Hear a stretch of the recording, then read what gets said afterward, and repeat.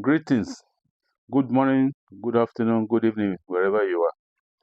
Welcome to this edition of Pan African Digest. Sorry for the interlude. We have some issues around there, which luckily we have solved. So we'll be more consistent. Thank you very much. As always, I always begin by saying a big thank you to those of us who are supporting us. Thank you for helping us to share our podcast, our writings, and our videos. And please keep on doing your best to support us. We are very grateful.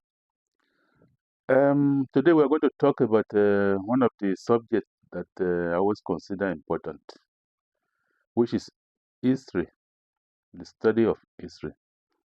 For reasons best known to our misrulers or the plantation supervisors, as I call them, they took history out of our school curriculum. I will never know why.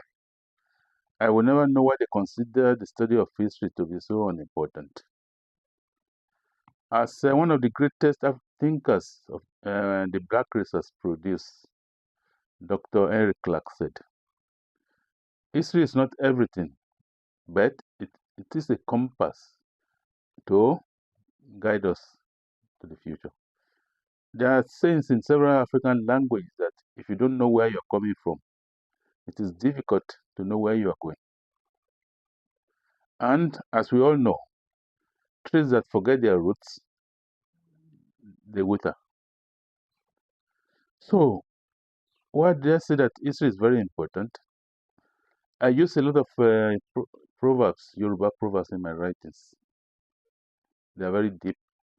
And the depth of the philosophical underpinnings is why I use them. So history is not history guide us. It's a guide. We know where we're coming from. We know ourselves, which is why people who know their roots, who know their history, are very confident. It is not a boast, but no European or no Westerner or Asian or Arab can look down on people like me who know our history thoroughly, who made it our business to study our roots. I am a Yoruba from what they call Nigeria today. I mean, my study and understanding of Yoruba history gave me the confidence to confront the world the way I do. I speak two European languages, English and Dutch, relatively well, and none of the two compare to my Yoruba language in richness, in philosophical depth. Neither English nor Dutch come close to Yoruba. So what? So having this knowledge gave me the confidence to confront the world the way I do.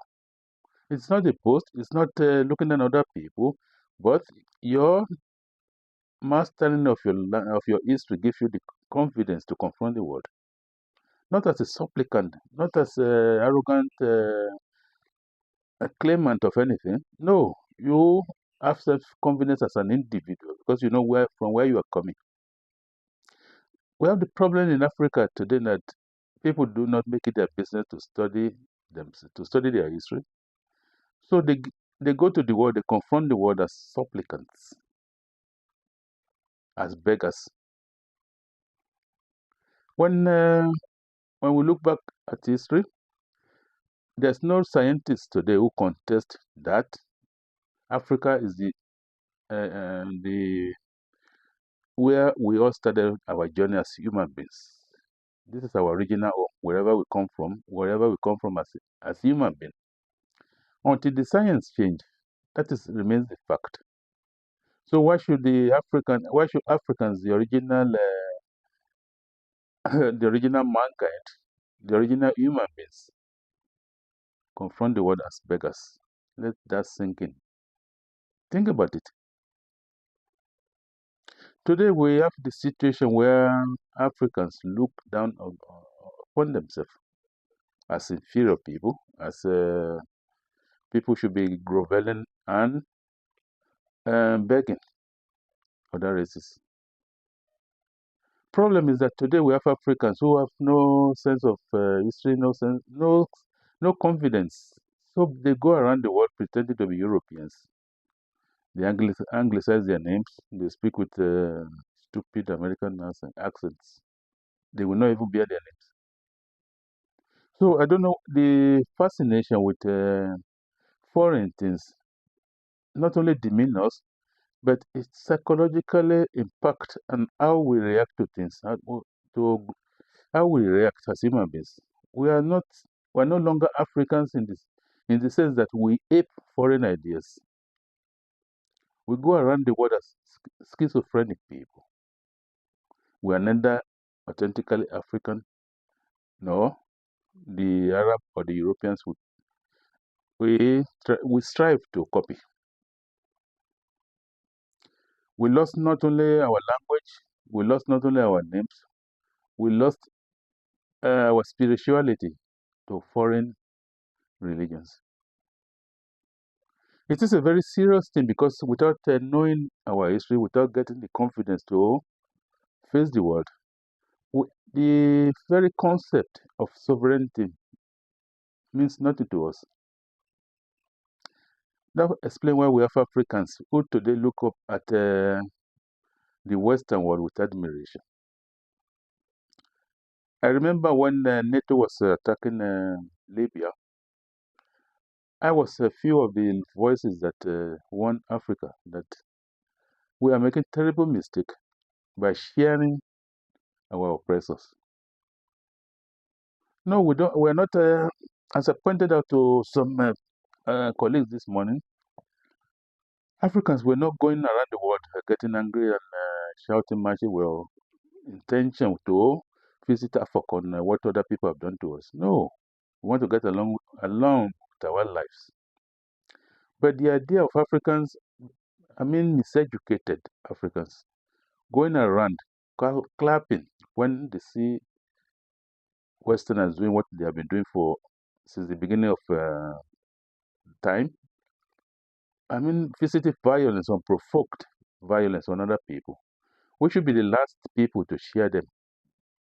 But our lack of knowledge of history made us forget the atrocity that they visited upon us and made us think twice before we shout and clap for people for whom the idea, their philosophy, their mentalities, why pay for it when you can kill for it?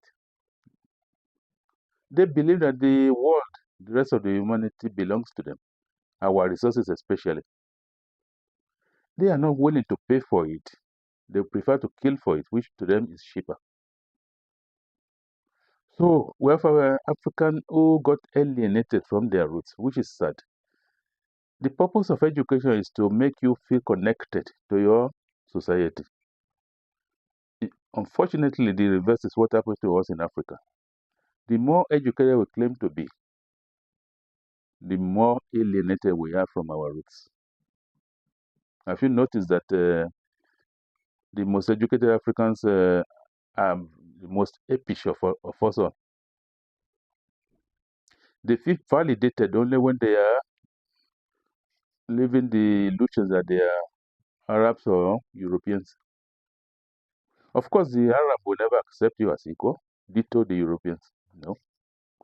So the more you help them, the more they look down upon you. They laugh at your back.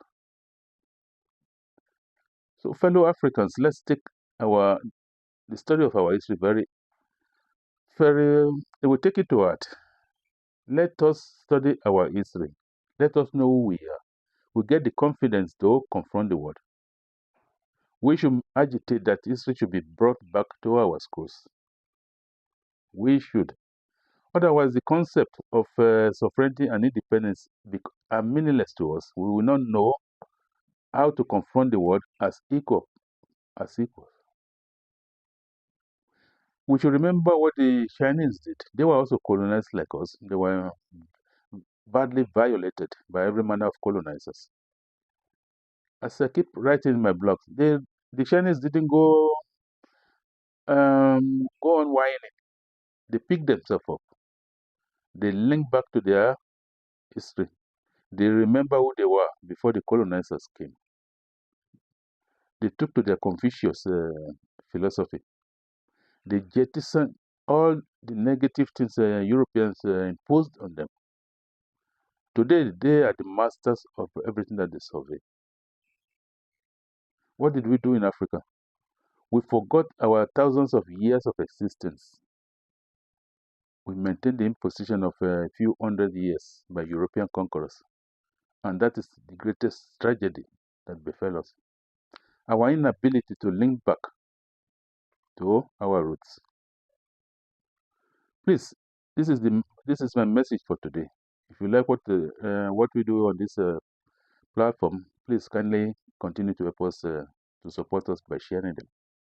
Until next time, when I come your way with another episode, I say Ireo.